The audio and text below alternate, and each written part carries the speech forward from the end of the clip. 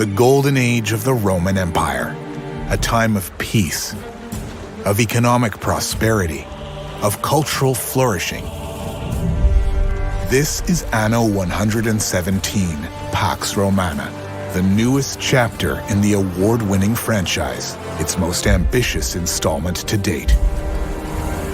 In this premier builder set at the height of the Roman Empire, build your provinces with unmatched detail, flexibility, and scale, from the beautiful heartland of Latium to the mysterious Celtic wetlands of Albion. And you, as a Roman governor, get to build your cities as you see fit. The year is 117. Rome's emperor, seeking to reclaim imperial lands struck by disaster decades ago, sends you to restore prosperity to these once thriving provinces. As your first city grows, a series of events will see you exiled across the sea to the distant frontiers of Albion. Every decision you make as governor matters. Will you embrace local traditions or Roman ambitions? Will you grow your provinces through diplomacy and commerce, or conquer through military strength? Your choices will shape not only the future of your citizens and your provinces, but your own story as well. The journey of any empire begins with a single building. When approaching an island, claim ownership by adding a trading post to its shore. Then, create some roads and move on to building housing for new residents, and setting supply chains in motion to produce resources, such as lumber, giving you the means to expand. Of course, as governor, you'll need a place to live, and it's safest to place your own villa inland, away from exposed coastlines. Each island offers resources based on how fertile they are for a given crop. Lands in Latium, for example, typically provide abundant lavender fields, as well as vineyards producing grapes, which in turn can be used to make wine, a source of both income and happiness. In Albion, settlements may rely on eel fisheries for food and reed farms for making clothing items such as shoes for workers. Much better than Roman sandals for muddy terrain. Entire islands can be devoted to a single industry. Always consider the various stages of the supply chains, from raw material to transformation, then storage, as the placement of each element directly affects efficiency. How your settlement looks and feels is up to you. Latium might inspire an organized design, straight roads, square neighborhoods, organized fields. Albion, with its marshlands, might influence more organic designs, with diagonal roads and settlements respecting the island's natural shape. In addition, your cities can be customized to reflect your vision. Ornaments, luxurious public spaces, awe-inspiring marvels of engineering, pristine marble roads worthy of Rome itself. As your population grows, higher-tier residents will be attracted to your cities, bringing along their need for higher-quality goods. Build markets to raise your people's income.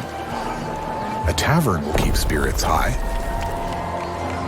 In time, more landmarks will be unlocked, from bathhouses, theaters, to the Colosseum, each impacting citizens' quality of life.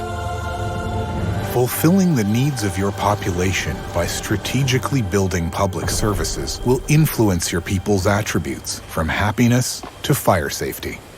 City planning, however, is only the beginning, as each city is a direct reflection of the values of those who build it.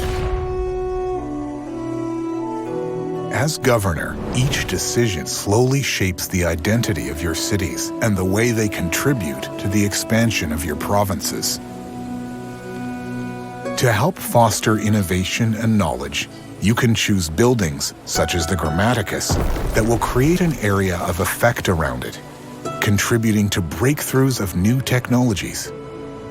You choose how the knowledge you gain shapes your city's development.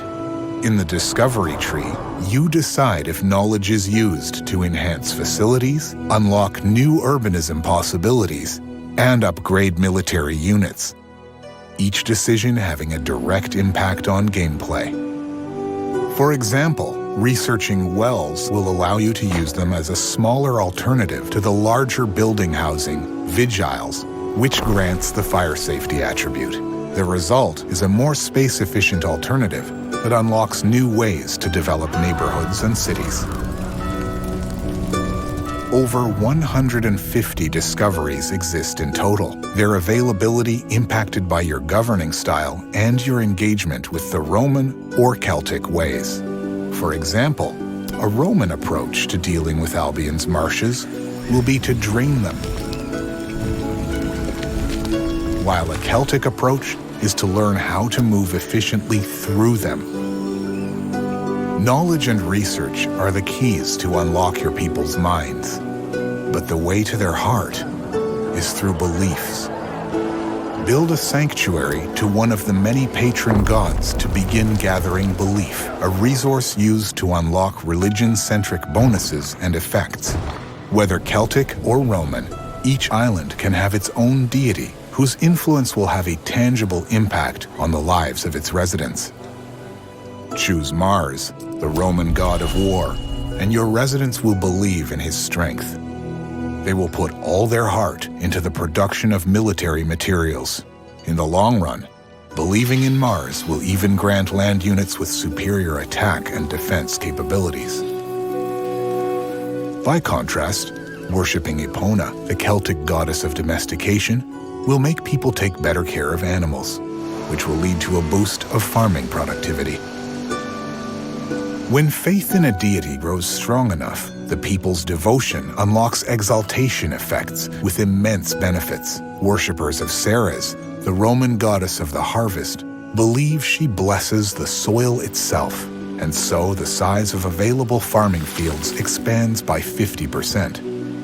Meanwhile, those who honor Mercury Lugus, the Roman god of commerce, trust in his guidance to uncover hidden riches, granting access to gold mines. Discoveries and religion are deeply interconnected, shaping not only the way you play, but the cultural identity of your cities within a wider world. No province exists in isolation, and how you interact with other governors will heavily impact the prosperity of your provinces. Diplomacy is integral to success, as rivals, traders, and even raiders, each with their own ambitions, react to your choices. Trading with another governor will gain their favor, while fostering mistrust with their enemies. Build strong relationships with allies to open trade routes, or forge defense pacts, agreements that will come in handy if you were to anger other, more hostile figures.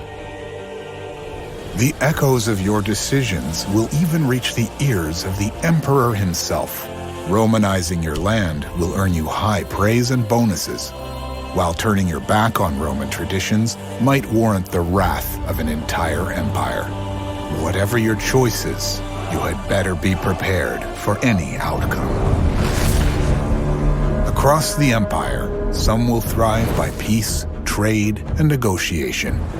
But war may be the only language spoken by your rivals, and when diplomacy fails, you will need to be prepared for conflict. The backbone of your army is composed of land units, each category boasting both strengths and weaknesses against another type of military unit. Build barracks to train your first soldiers. Invest in the discovery tree and set up more advanced supply chains to enable more powerful units and unlock new possibilities. A varied army is key to reacting against any opposing forces. While you organize your land-based forces, naval warfare must not be neglected. Available from your shipyard, various models of ships can be upgraded and specialized thanks to unlocked technologies or belief in specific gods, like Neptune. Modular by nature, naval military units can be outfitted to your liking, influencing their durability, attack power, or maneuverability.